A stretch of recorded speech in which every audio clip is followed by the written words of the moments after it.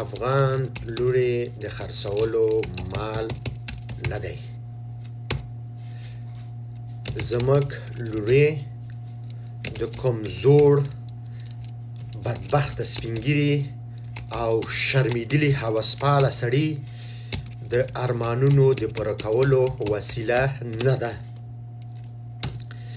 دا ماشومان انسانان دي، حقونه لري، عزت لري، راتلونکی لري او د درناوي وړ دي. زه د افغانستان له ټولو محترمو پلرونو، مشرورونو، میندو، مشرانو او دینی عالمانو څخه په درنه هیله کوم او ورته وایم چې خدای ته وګورئ، خپلې لوڼې مه تباه کوئ، خپلې ماشومانې مه تباه کوئ. هغوی ته د زده کړو، ودې او د خپل راتلونکي د ټاکلو فرصت ورکړئ. یو رښتینی او باعزته نر هغه نه دی چې له یو ماشومې سره واده وکړي. رښتینی نر هغه دی چې د ماشومانو ساتنه وکړي، تعلیم ته یې وهڅوي او د هغوی راتلونکی خوندي کړي.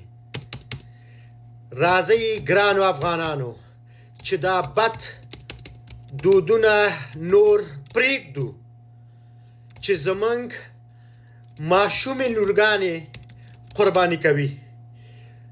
ماشومتوب د واده عمر نه دی. 14 کاله نجلۍ ناوې نه ده، ماشومه ده. که موږ خپلو لورګانو ته تعلیم، عزت او فرصت ورکړو، سبا به هم پیاوړې کورنۍ ولرو او هم یوه پیاوړې ټولنه.